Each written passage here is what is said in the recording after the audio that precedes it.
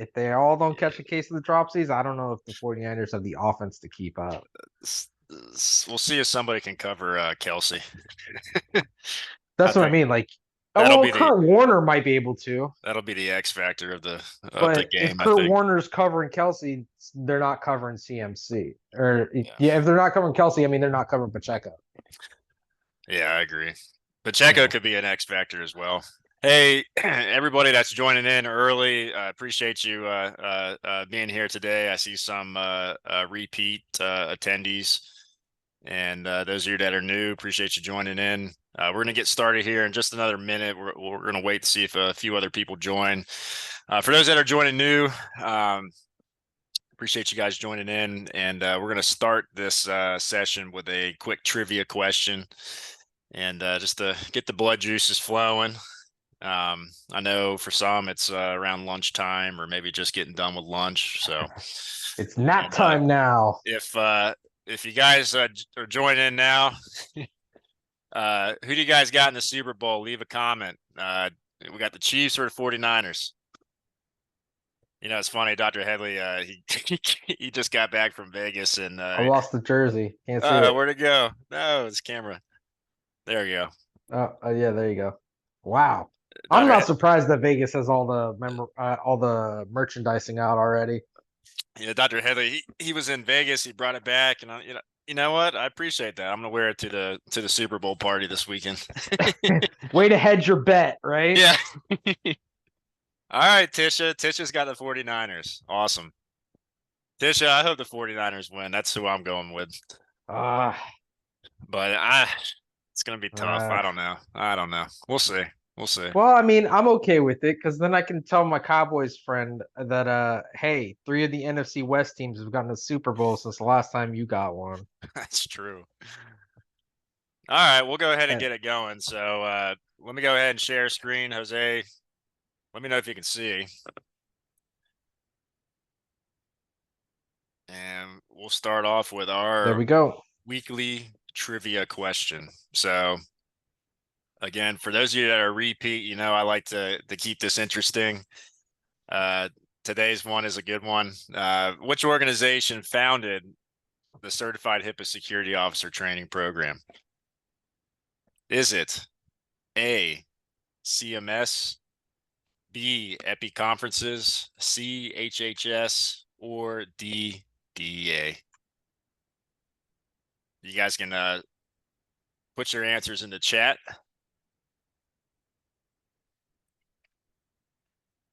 We'll give it about a minute. Why is this menu bar over here today? Let me move that over. Come on, don't be shy. Evelyn says C. Health and Human Services Department. Interesting.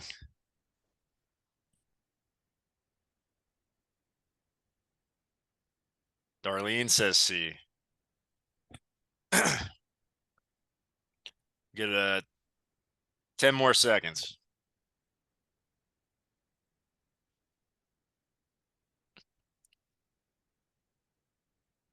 Victor says A. So the answer is actually B, EPICompliance. And for those for those that are joining new, probably didn't expect you to get this one, but again, we've been conducting these webinars since September of last year, and we make it a point to talk about our Certified HIPAA Security Officer Training Program. We actually, EPICompliance founded EPICompliance, which is an in-person conference event where we host this training. And Jose, I didn't know if you want to elaborate a little more on this training and the specifics behind it. Yeah, it's an 8-hour boot camp. We've been doing these CHSO certification since 2015. So we were in partnership with the consulting firm that my family runs. We've been running the entire certification process since then. It basically encompasses an 8-hour boot camp with a test that you've got to pass, and then there's actually a timetable for how long that certification is good for.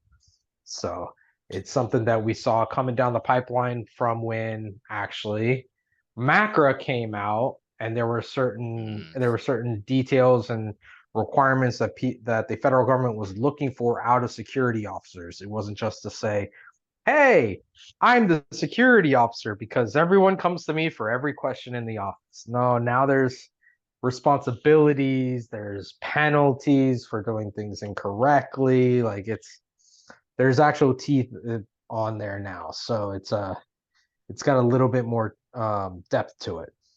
And this is a course, as we had previously mentioned. We currently offer it at our in-person events, but it is a course that we're going to be offering here online very soon. Hopefully by the end of the first quarter. But stay tuned. I'm going to be sending out information on that as well. And like I said, we recommend anybody that is looking for a deeper dive into HIPAA, whether you're a healthcare professional, a business owner, an admin, etc., compliance officer, highly recommend taking a look at this course. It is very extensive, very comprehensive, and like I said, it'll give you a very deeper understanding of HIPAA and what that entails. But anyways, without further ado, let's get it going with today's topic. We're going to be discussing the core elements of MACRA and MIPS, and let's go ahead and get it going. And Yeah, again, so go ahead. I'm sorry. yeah, no worries. Again, for those that are tuning in, appreciate you guys being here. And again, those that have been here to several of our webinars, appreciate you coming back. Again, today's topic, we're going to be discussing the core elements of MACRA and MIPS.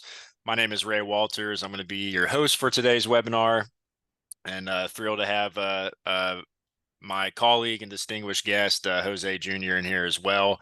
He has over 17 years of experience in the business development, healthcare management, and consulting.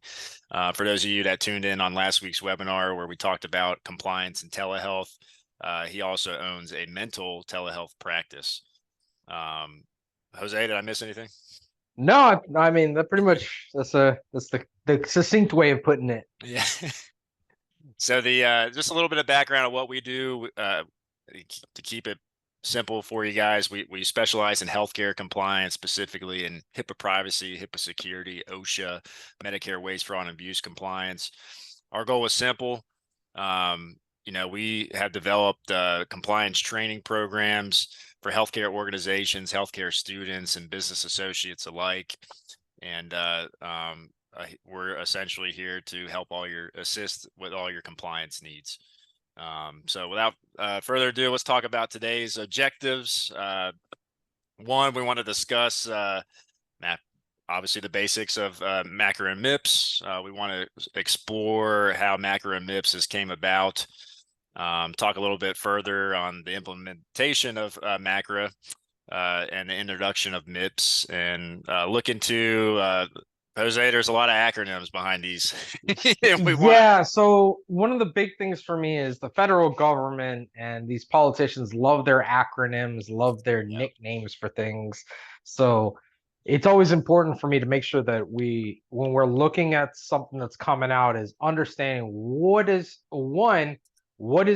the actual acronym mean, and then what does it do, right? Because some of it's a little bit more complex than just what it says. So it may get a little bit into the weeds, but we're going to try to keep it short. So that's why we kind of split it up into 3 areas. Today is the how did we get to MACRA and what is the whole point of MACRA. Next week would be should I go for the MIPS or the AAPM?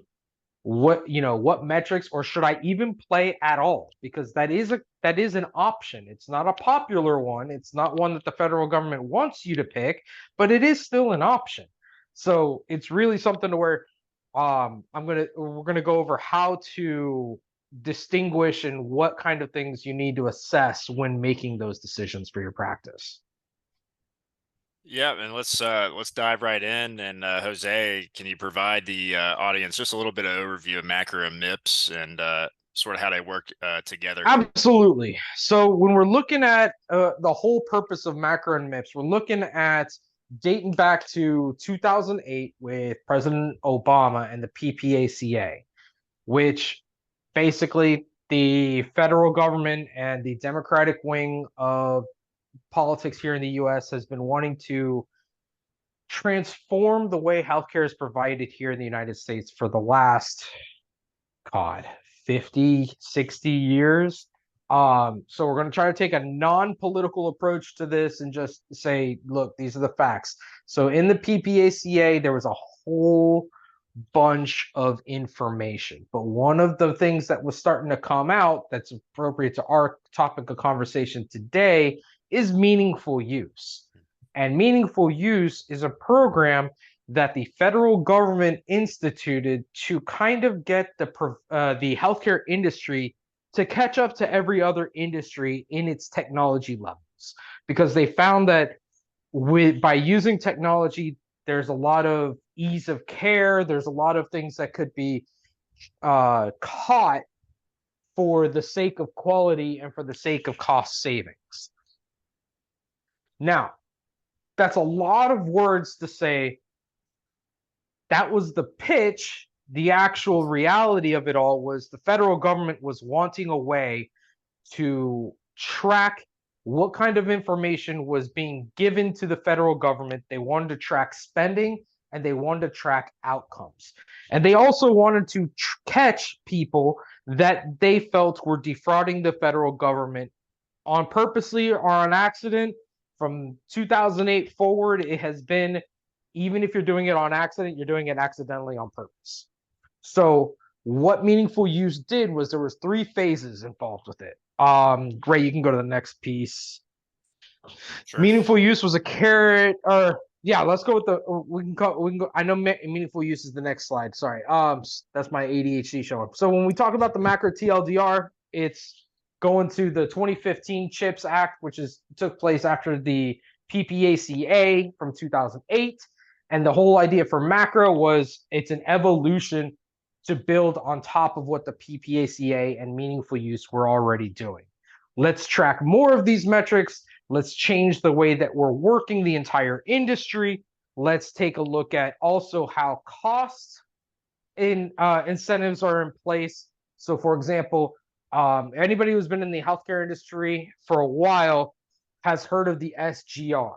They may not know exactly what the SGR was, other than if somebody mentioned SGR, it was to say, oh crap, they're going to take Medicare funding, which directly means they're going to take funding out of providers' pockets.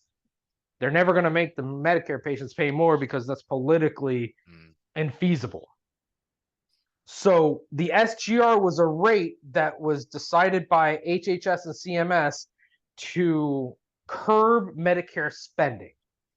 What they didn't take into account when the SGR was put into place in the early 2000s was that there were going to be all of these baby boomers getting into Medicare and not enough millennials, Gen Xers, and Zoomers weren't even born then, or they were just starting to get born then, to pay for these patients, these Medicare patients. So they had to find a way to curb costs. So instead of saying, hey, we're going to give you a 40% reduction, they were like, hey, we'll delay it this year. We'll delay it this year. So every time it would come up in a budget conversation, oh, no, we're just going to delay the SGR. It was up to, by 2015, if they had actually followed the rate, it would have been a 15% reduction in your Medicare fee schedule. That's some kind of haircut right there. So they were like, all right, well, fee for service is killing us. We got to change the way that this is done. So let's look at quality measures. So this is where we're kind of going back to old ideas, but in new ways. If anybody remembers the capitated system of HMOs, of, hey, I don't care how often you see the patient, but I want that patient taken care of, and I want the most serious outcomes handled. Well, federal government in the 90s and private insurances figured out that when that happens, the patients were seen a lot, but the providers aren't stupid, so they would discriminate, whether consciously or subconsciously, from the patients that are healthy to the patients that are sicker. Because if you're going to pay me the same, then screw it, I'm going to take the easy ones. It's just a natural incentive. So then they went to fee for service. Well, fee for service. All right, every time I see you, I get paid. So then I want to create more visits. So now they're going back to the, okay, well, what if we set up a situation where we would incentivize the providers to handle multiple situations at the same time, be efficient, and make sure that patients, remember this MACRA is based off Medicare, is your primary care is talking to your cardiologist, which is talking to your ortho, which is talking to your pain management, which is talking to your psychiatrist. So you have more interoperability, you have more flexibility. So this is where, your bonuses are based on your quality, your resource use, the advancing care, and the clinical practice improvements. So quality, this is where, in 2015, everybody was worried about the dreaded customer service surveys.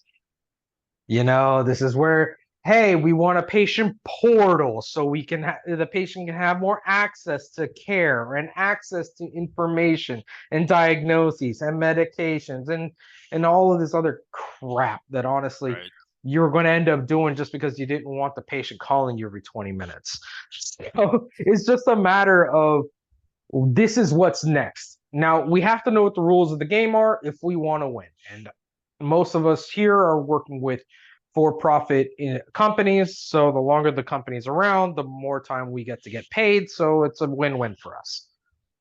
So go ahead, Ray. A quick question for you, Jose. So if I heard you right, MACRA replaced SGR? MACRA replaced the SGR. It replaced meaningful use. It replaced PQRS. It replaced the what else is it? I have it down here on one of the other slides as well. So it replaced and consolidated quite a few programs that were already in place, but you'd have to go to a bunch of different places. Anybody that right now has dealt with PQRS, and then they got to go into PACOS, and then they got to go into Availity, and then they got to go and do this. It's like 6 different programs to do one thing with one provider. So the whole point of MACRA was to just streamline all this stuff, which was where high tech kind of came into play, and then the omnibus rule, and then it kind of streamlined it down even more. And then now we're deep into the MACRA realm where you're either getting paid extra, getting paid the same, or getting paid less. Dealing with your consultant background, would you say healthcare providers responded well to that transition? The healthcare industry at the small private practice level hates change. Of course. Absolutely hates change. They will fight change tooth and nail. It is extremely funny. The small private practice realm is extremely reactive. Because right now, especially, you're seeing that a lot of these providers are Medicare aged or slightly younger. They don't like EHRs to begin with, and it took them forever to get onto EHRs. And most of them were carrot and sticked with meaningful use to get onto EHRs. So now that they're on there, it took a while for us to be able to convince the providers to prescribe by EHR, to document properly so you could code properly so the practice could get paid properly. So it went from the wild, wild west of I'll document whatever and then I'll go back and change it if I need to the provider actually documenting everything as close to the time of visit as possible. Now you still have some providers that are documenting stuff from a Monday visit on a Friday, which is wild to me, but you still have those old school methods, right? Like that's just their process. Leave them alone. It's not worth the fight, So it's one of those like, where do you pick that battle, right? As an office manager, as a consultant. No, good point. And like you said, and it makes sense. Smaller organizations have a hard time changing processes. I mean, even on the compliance side of things as well. We'll deal with practices that are doing things in house, and they're completely fine with it. Right up, I got this policy and procedure manual that I've created over these years, and it's my manual. Absolutely. And, so right now, what we always recommend providers and small practices and medium-sized practices to do is take a look at the specialty that you're in, take a look at where that population is going. So different parts of the US have different specialties that are either booming or on the verge to boom. So here in Florida, right now we have a major mental health issue and we have a major dermatology issue. If you're a dermatologist or you're in mental health, get your butt down to Florida. It's a freaking gold mine, right? Depending on where you are, you can have a very successful seasonal business, but it just doesn't make much sense for certain things. So, like ortho right now, all over the US, you're not having a problem because Medicare age patients are there. Now, if you're looking for high Medicare volumes, which you're going to have on a healthy practice, a different percentage of a payer mix, right? So here in Florida, it's normally seen as a healthy payer mix to have something as high as 50% Medicare, where in other states, that's completely not viable. Right. Because of the population. Now, there may be other states and there may be other specialties or other facilities that Medicaid, working with a Medicaid program, actually makes sense. But that requires forethought, planning, government funding, so there's always processes that need to be looked at to see what's the best methodology, right? So it's take a look at your payer mix now, take a look at what you want your payer mix to be, and then fill in the dots from there to make that a straight line. No, good points. And let's talk about let's go back to meaningful use and its role. What did it play in terms of the MACRA MIPS framework? So meaningful use was the original carrot and the stick that the Obama administration, as I was saying, were put into play. And if everybody remembers, meaningful use, the carrot was if you're in Medicare program or you participate in Medicare, you can get up to $36,000 if you start with the meaningful use program right away. And if you're working with Medicaid, it can be $44,000. So everybody in the healthcare industry was like, hey, perfect. I like free money. I'm already taking Medicare. I'm already taking Medicaid. Fine, I'll do it. That was the carrot. The stick was, hey, starting in 2009, instead of you getting a bonus to your payout, now we're going to decrease it by 0.5%, by a whole percent. So the federal government and HHS truly enjoy using the carrot and stick of, okay, fine, if you're not going to do what I want you to do, then screw it. I'm going to start taking money from you. It's wild. So it's something to where even to this day, I know of several providers that never went on to EHRs. And I know other providers that are transitioning their practices out of EHRs. Out of EHR? That's entirely out of EHRs because they're done. They're done with dealing with the nonsense. They're done with the bureaucracy. interesting. They'll take the pay cut. And sometimes they're saying, screw it, I'm just not going to take Medicare. I was going to say, I don't see that. Well, how often do you see that? I don't see too many So there's practices certain, transitioning again, from. it goes back to certain specialties are far more insulated to the to the idea and concept of I'm just not going to take Medicare. Right? But it just, you have to take a look at what is your clientele. If I'm oncology, for example, so cancer patients, kind of doesn't make sense. Of course. Now, if some of the changes that they're looking at making to Medicare, where it's a 30% decrease, and there's certain limitations on having an infusion center or being able to work with biologics, then yeah, screw it. It may not be worth it to me. If I'm just an office and I'm just doing consultations, I'm just office visits for essentially. Yeah, there are absolutely some specialties that it would make sense not to work with Medicare. PT is one that honestly could thrive without Medicare. Physical therapy, occupational therapy, you can absolutely thrive, carve out a niche, and not work as hard if you don't take Medicare patients. It requires you to look at healthcare in a different way, Rather than just saying, I'm a doctor and letting the patients come to you, it requires more active marketing. It requires a concept of, hey, the customer service, customer experience has to be something positive rather than just something the patient tolerates. So it's absolutely possible. You just have to be willing to make the change. What's that look like in the mental health industry? So funny that you mentioned that actually. Right now we are discussing that we will probably only be taking Medicare as the sole insurance for our practice by next year. Just because of the headaches that the private insurances are giving us as a mental health practice. Now, for us, the next step would be that, all right, we're done with Medicare as well, which would mean that we can absolutely do that, especially if I focus on the counseling side.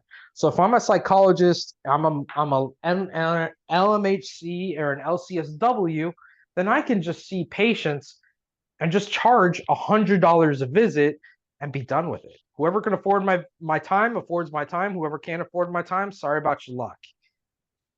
That's how we And did you're it. gonna That's find how we did it in the weight loss. absolutely. I mean, Cash pay. Cash is it's king. one of those things where with certain specialties, you will find that patients will find the money to pay for it. If you are able to show that you are valuable to the patient. That and it's a motivator for the patient as well, Yes. You find different benefit pros and cons to cash businesses, but going back to that meaningful use conversation though, because we're on MACRA, right? Yeah. So when it comes to MACRA, when it comes to meaningful use, that was really one of the tools that they used to get providers to respond, and it was extremely effective. Now, providers were extremely mad as a whole when they found out that this $36,000 bonus, this $44,000 bonus, never really materialized the way that they expected, because they were expecting a check. And what they got was a percentage increase on the payout. Yeah. So they kind of hoodwinked the providers the same way the military hoodwinks your signing bonus. Yeah, you're going to get it, but you're going to get it with over a couple of years, and it's not exactly the way that you thought you were going to get it. You're not just getting one flat check for everything. Yeah, you're not getting a check to buy your kid a brand new car. Too good to be true. Yeah, so it is. So that really created some consternation out there. Then that was also the time period where you started seeing some value-based models come into play. The things like ACOs, accountable care organizations.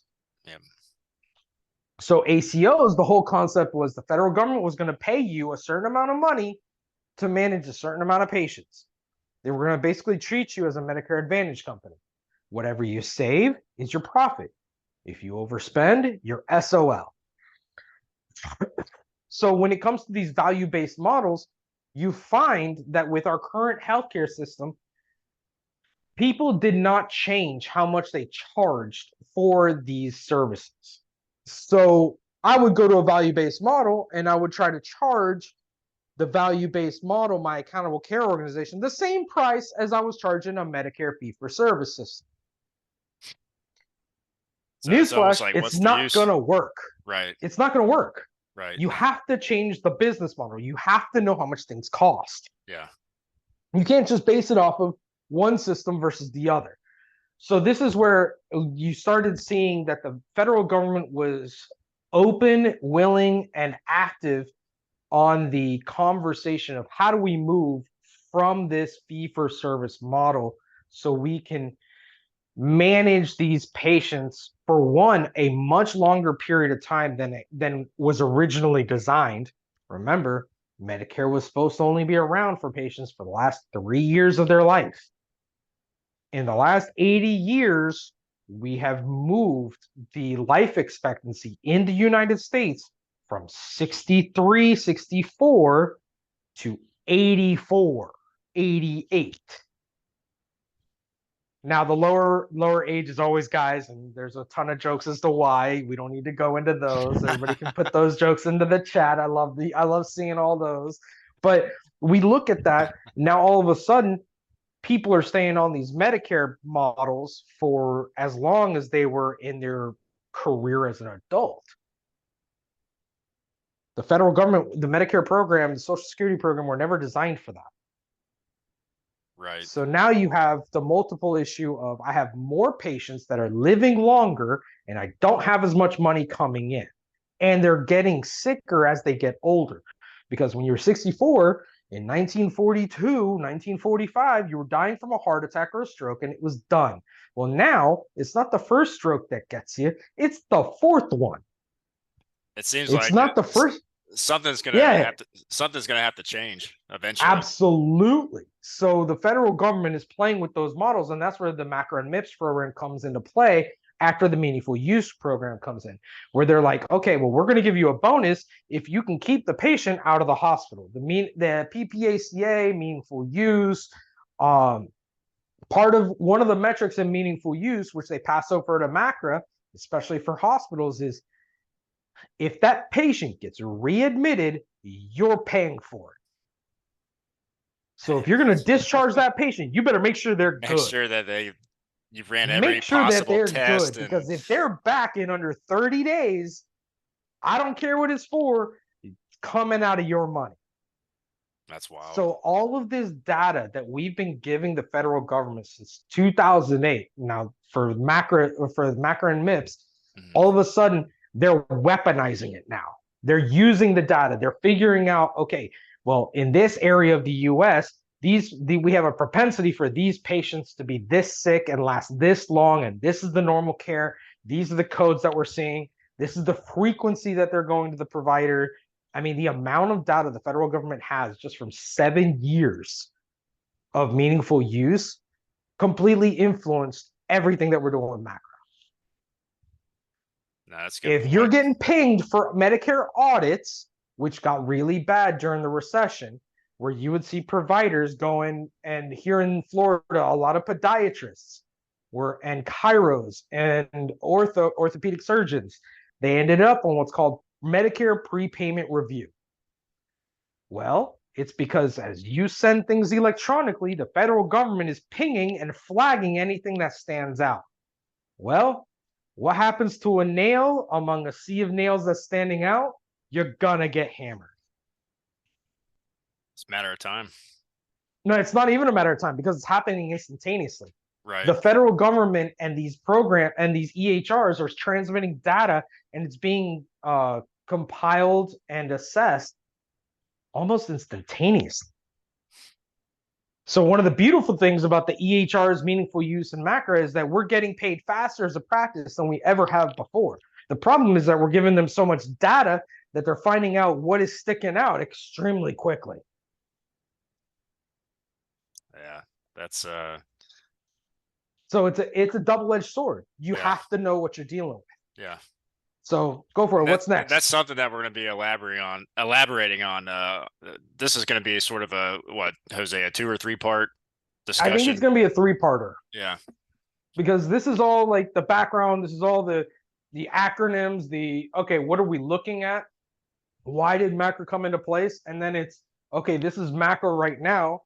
And then there are certain things that we see in the future. One, because we get access to certain RFIs and RFQs from the federal government. So requests for quotes, requests for information in regards to certain incentives. And then there's the aspect of we're reading the political tea leaves as well. Yeah. Because there's a certain part of the U.S. that wants to currently move to a much more nationalized system. There's another part of the federal of the electorate that wants to move towards even less than what's going on now. The only thing that everybody can agree on is that healthcare in the U.S. is broken. It's just what your outlook is on what the solution is. Good point. And this is Jose's favorite slide here. This is yeah, safe to say the MACRA and MIPS, that this brings all these acronyms into play. And you have so many acronyms. I I wonder can't keep if up with it. well, no, and this is just for the one topic. Yeah. You know what I This mean? is the Like all of basics. the alphabet agencies have their own acronyms for everything. Everything's got its own acronym. Like I swear these politicians get paid money by the amount of acronyms they put in a piece of legislation. So so we got to take a look at, okay, we were talking about fee for service, we were talking about the value-based payment methods or model. You got the PQRS and PICOS and the value modifier and the meaningful use. Now I put all these up here so that way you can look them up to really dive into detail, right? So when we look at the value-based payment model, that's your capitation, that's your outcomes, so if I have, let's say I'm a chronic care management company, I have a contract with an insurance company, and they say, hey, you keep people out of the hospital, we're going to pay you X over what you normally get paid. Well, they have an incentive to keep you out of the bloody hospital. Yeah. Like, hey, if I'm an oncologist and I'm working with an insurance company, the more people I keep out of hospice, the better. Because then there's a profit incentive there.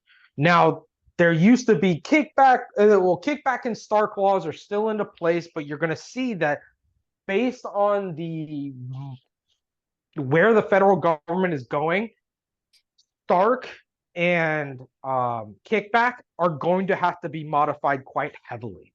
Because if they want for us to be able to do the things that they're asking us to do on the chronic care side, on the value added side, on the customer experience side, and they're going to pay us for it, they're going to violate kickback laws themselves. So they're going to have to change it. One of the other things that's coming down the pipe that has to do with MACRA as well is what internally we like to call the ACO version 3.0, which is basically Medicare is going to start picking out systems, hospitals, practices that are going to contract directly with Medicare. The patients are going to be attributed to them, and then they are going to basically act as the fiscal intermediary for Medicare for that small area. So let's say I own a practice, it's called Acme, and I have access to a bunch of different specialties. So then I'll go and say, hey, federal government, I can handle the patients for this area. Look at all the providers I have. Look at all the access the patients can enjoy.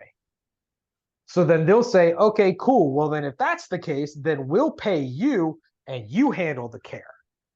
So you're going to see that a lot of providers are going to end up on this same ACO kind of pick list with different companies based on the amount of patients they have, based on the outcomes they have.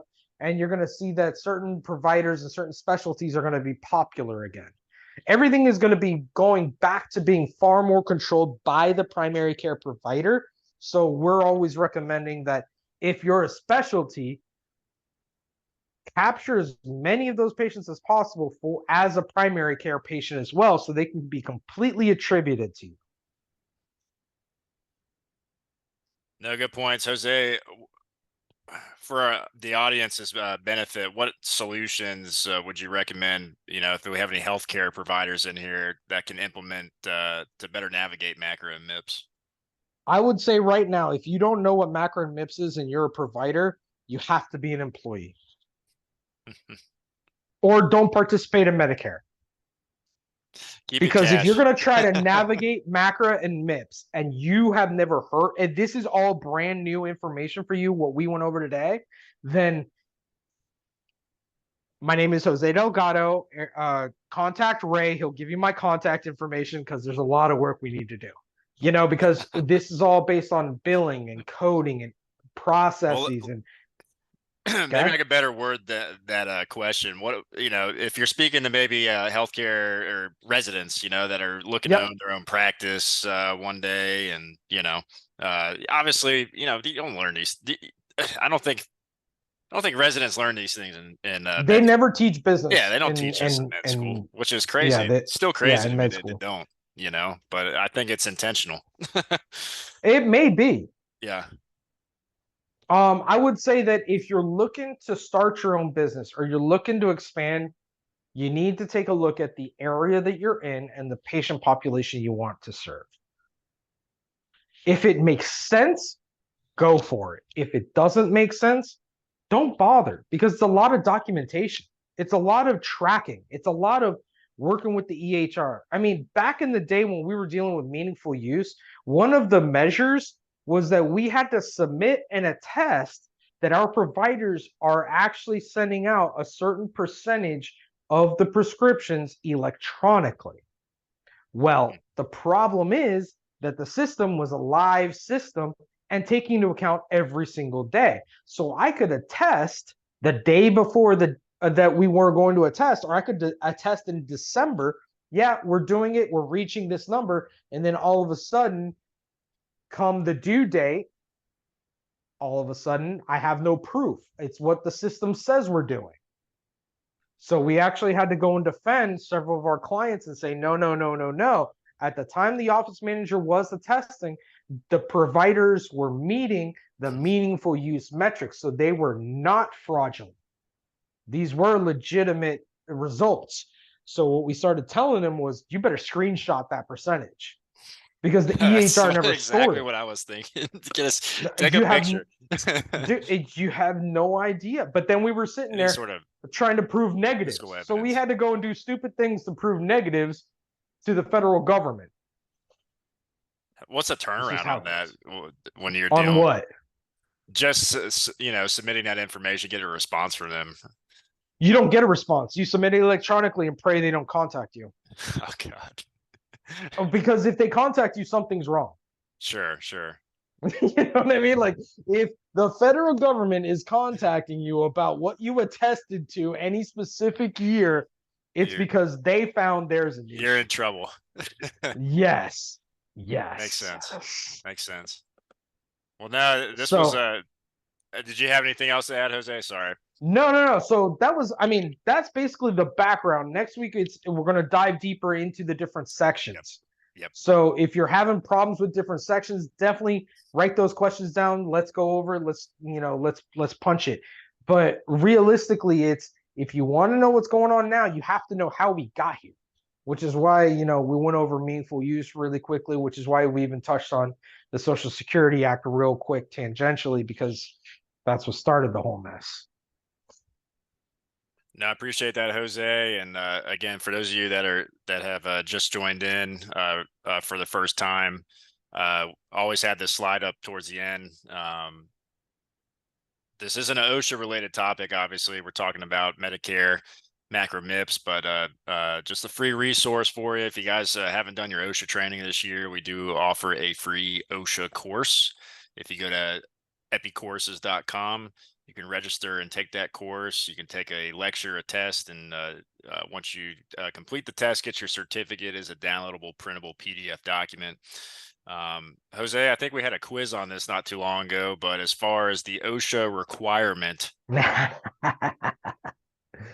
you have to complete the training within 10 days. And that's for new hires. Yep. Any new hires that you're bringing on board to the practice has to complete OSHA training within 10 days. Like I said, it's a free resource that we offer. Why not take advantage of it? And like Jose mentioned, we're here to help you in any way that we can. We do offer a multitude of different programs from all-encompassing programs that manage all your compliance, whether that's policies, procedures, training, tasking, sort of to help streamline and keep up with these processes. Let's face it, it's tough to do these things on your own and in-house. And ultimately what it boils down to, I think, Jose, is just staying up to date is the biggest problem that I see practices are facing. Well, it's not just the staying up to date. It's the how can I do this It's without it taking up my entire life? exactly time management, and Yeah. that's what we're here How to do I streamline. do this without getting overwhelmed? Agree. And obviously regarding the macro MIPS, I mentioned Jose is a consultant and has a lot of experience when it comes to these things. If you guys are interested in learning more or scheduling a side conversation, We will be sending out a link. You can schedule that meeting, just quick 15-minute conversation. You can discuss your needs, and we can go from there. Other than that, we are going to open up for just a short FAQ. And if you guys have any questions regarding this presentation or anything, any questions compliance related, whether it's related to this topic or anything otherwise, please feel free to share in chat, and we'll respond. You there? I appreciate you. And is this your first webinar that you've attended? Awesome. Glad to see you on, and hope to see your attendance in the next week's webinar as well. As mentioned, we are going to be expounding upon the MACRA MIPS topic. So Yeah, there's a lot of meat on that bone. Yeah, there is. Hey, it's a good thing for us, right? We if we were to I not, mean, it keeps this would be a 3-hour longer conversation if it would be so boring. I don't think to I do don't as a think 3 hour, like our I don't think I our don't know if I could attendees do have it in one go. that kind of time. Yeah, I don't know if I could do it in one go personally. So I mean, it's perfect for my ADD. Yeah, Liliana, I appreciate it. Vanessa, thank you. We'll give it another 30 seconds. If you guys have any questions, please throw them in the chat. Actually, if you guys have any topics that you'd like us to discuss in the near future, please feel free to share that as well. Darlene, thank you for joining. Hope to see you guys at the next webinar as well. As I mentioned, we will be sending out a registration link. It should go out tomorrow for everybody that had attended this webinar. Stay tuned. Victor, thank you so much.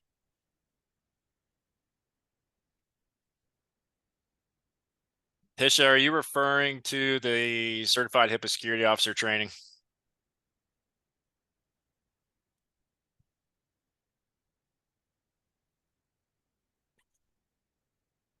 Our target deadline is going to be the end of this month to offer that online.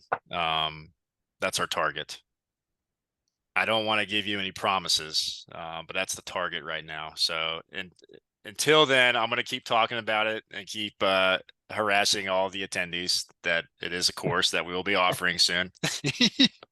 But it will be online, and like I said, our target is the end of this month.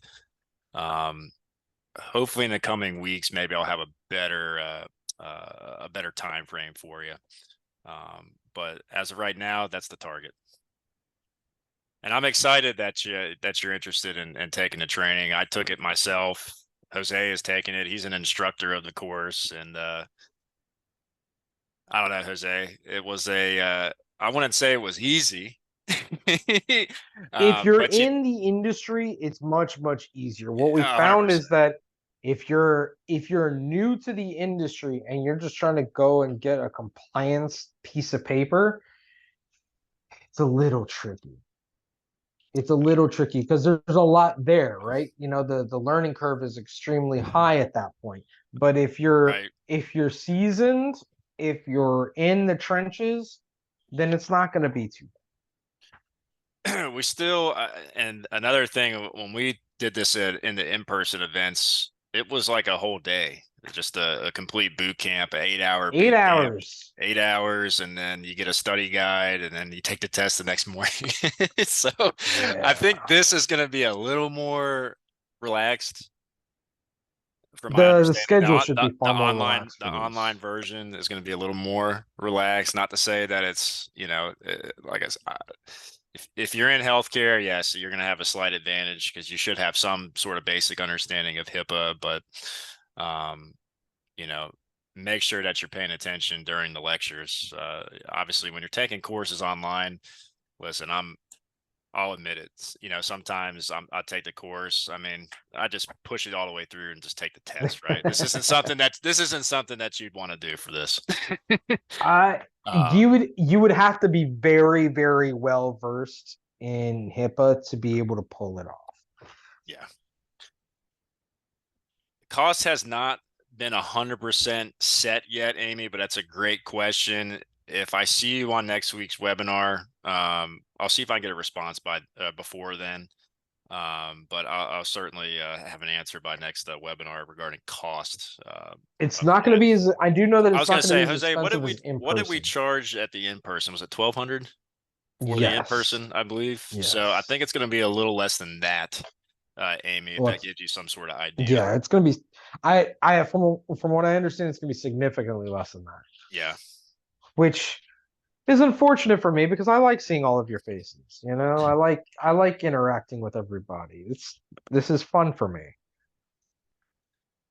Well, I mean, our conference is all about compliance and innovation, so there is some more benefits other than just the in-person course. So maybe Hey, some attendees more in than here, just seeing my sparkling face, you maybe know. some attendees in here would want to go to that. So obviously there's CMEs involved and all that good stuff as well. So, but we're not hosting our next in-person event, I believe, until 2025. We're taking this year off Next just year, to sort of next year is regroup. the 2025 is when we're going to have our next in-person. Victor, is this in regards to topic of discussion?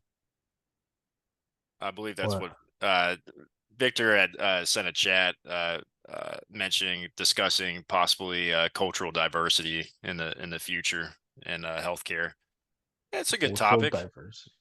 I mean, in what respect? I mean, there are certain things that compliance-wise we have to follow in regards to cultural diversity. So, for example, one thing that's not normally followed nearly as much and is not something that the federal government has shown an interest in prosecuting, but is always an option for them, is the fact that if I'm a practice, I have to have access to translator. 4 of the major languages in the area for my patients, if for Medicare.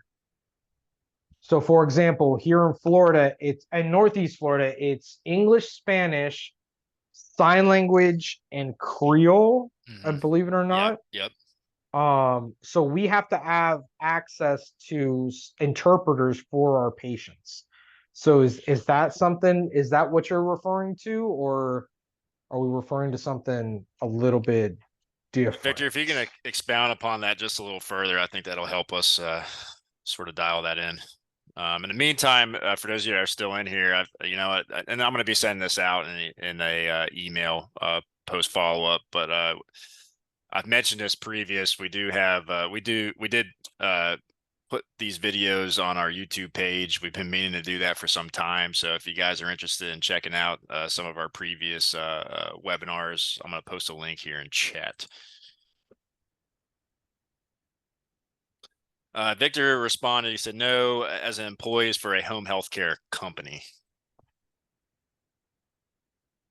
I mean, there's nothing saying that you have to. I mean, I would say that you would want to, like I said, for the customer service side of things, because if I'm a home health, I'm doing one of two things. I'm either taking heavy Medicare or I'm not touching it at all. I don't know where in the US you are, but I would say that I would want cultural diversity so that way I can put patients with people that have similar cultural values. So that way I have the patients are far more amenable to what the staff are saying and doing, and there's more understanding. So I would say that, it's definitely something that needs to be looked at for a lot of practices. I don't know necessarily how much action needs to be taken there that isn't naturally being done on the ownership side. Now, if an owner is not leveraging people with similar cultural values as their clientele, I don't recommend it, but I'm never going to tell somebody that they have to because it's not something that's required. There are certain tax incentives involved with, for example, hiring someone that has autism or Down syndrome, but that's not a compliance issue. That's more of a tax incentive to do so. Victor, if you want to have a side conversation about this, as I mentioned, Yeah, absolutely. we're gonna get you're gonna receive an email with a calendar link you can schedule, and we can sit down and discuss that further. So it looks like Victor is located in Nevada State, or Nevada State requires us to have annual in-service on cultural diversity. Oh no. Interesting. You have to have a DEI training? I didn't know that I was didn't know that that was a requirement, a state state specific requirement. requirement. That's definitely something that we can help you out with. I just have to take a look and make a phone call or two and see what needs to be in that training, so that way you can um punch that in the face pretty as easily as possible. It's actually a good, Jose, and honestly, just give me some ideas. I wonder how many states require that, and I would assume maybe. I would take a But I look at the have to state look into it. houses and it'll probably tell you which ones need to do it. I just we do offer some offshoot courses on epi for our EPICompliance customers, like active shooter and stuff like that. That cultural diversity kind of sounds like it could potentially be a state requirement throughout. So might be something to look into. I would be interested in seeing if that does end up happening. It makes things far more difficult than it needs to be if they force the hand of the healthcare industry, but Right. sometimes a little bit of coercion is not a bad thing. Yeah, Victor, we'll certainly be in touch, and no, I appreciate the feedback there. That's awesome. And um, all Yeah, I right. love Well, learning something new. yeah, I know. That's one thing I've realized in healthcare. There's always something, something new to Yeah, learn. yeah. If That not, you're doing it wrong. I did not know, but appreciate you guys' time. I thought this was a great discussion today. I hope it brought a lot of value to you, our attendees. I believe it did. Um, Looking forward to seeing everybody on next week's webinar. As mentioned, we're going to be talking and expounding a little bit further on the MACRA MIPS and obviously the measures and metrics that come with that. Hope to see everybody there. And as mentioned, you guys will be receiving a email with the registration link to register for that event. If you guys have any questions, concerns, please feel to reach out, and we'll go from there. Jose, I Absolutely. appreciate your time as always, and I'll see you on the next one. It's been fun. Yep. Yep. Have a good one, Yep. guys. Go 49ers. Take care, Jose. Talk to you again. Bye.